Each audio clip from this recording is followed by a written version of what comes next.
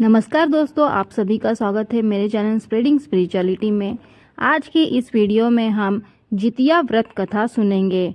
दोस्तों, जीवित पुत्री का व्रत अष्टमी तिथि को रखा जाता है और ये तिथि इस बार 25 सितंबर को पड़ रही है। अपने बच्चों की सलामती के लिए हर साल माताएं जितिया का व्रत रखती है।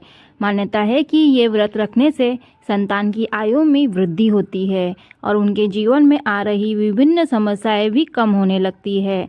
हालांकि ये व्रत काफ़ी कठिन होता है क्योंकि व्रत के तहत 24 घंटे अन्न और पानी ग्रहण नहीं करना होता है, इसलिए ये बेहद कठिन व्रत होता है। दोस्तों, आप सभी को बता दें कि जितिया व्रत में जिमुतवाहन की कथा के साथ चील सियार की कहानी भी जरूर सुनना चाहिए, क्योंकि चील सियार की व्रत कथा को सुने बिना जितिया व्रत अधूरा माना जाता है। इसलिए इस दिन इस कथा को जरूर सुने या पढ़े।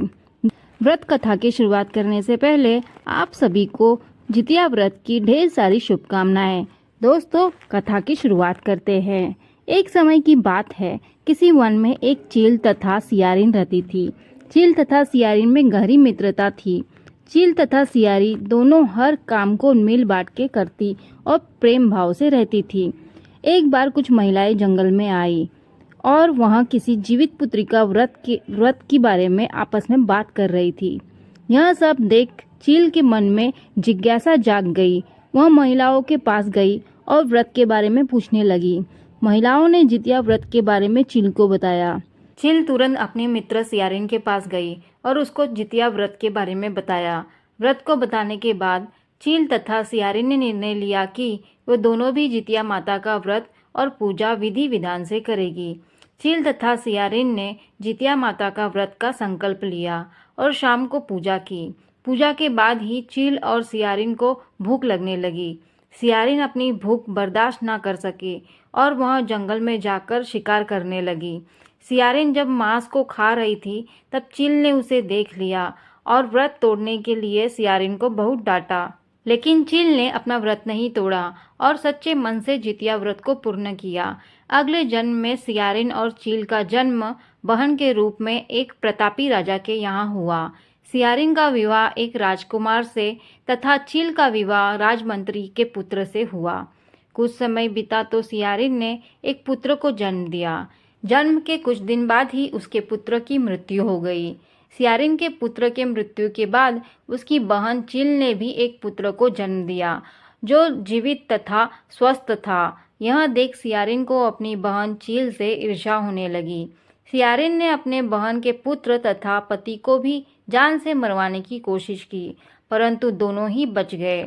एक दिन देवी माँ सियारिन के स्वप्न में आई और उन्होंने सियारिन से कहा, यह तुम्हारे पूर्व जन्म के कर्म का फल है। अगर तुम्हें इसे ठीक करना चाहती हो तो माँ जितिया की व्रत और उपासना करो। प्रातःकाल उठकर स्वप्न के बारे में सियारिन ने अपने पति को बताया। सियारिन के पति ने यह सुन सियारिन को व्रत करने की अनुमति दे दी और उसकी बहन चील से माफ़ी मांगने को बोला। इसके बाद सियारिन अपने बहन चील के घर गई और उससे अपनी गलतियाँ की माफ़ी मांगी। सियारिन को उसकी गलतियों पर पछतावा देखकर चील ने भी उसे माफ़ कर दिया। अगले साल जितिया व्रत पड़ा। यह व्रत सियारिन और उसकी बहन चील दोनों ने एक साथ रखा। माता जितिया सियारिन के व्रत से प्रसन्न हुई और उसको पुत्र प्राप्ति का आशीर्वाद दिया। कुछ दिनों बाद ही सियारिन ने एक सुंदर बालक को जन्म दिया। अब दोनों बहन प्रेम भाव से खुशी खुशी रहने लगी। तो दोस्तों, इस प्रकार यह जितिया व्रत कथा यहाँ पर संपन्न होती है। वीडियो आपको अच्छी लगी हो तो लाइक जरूर करिए।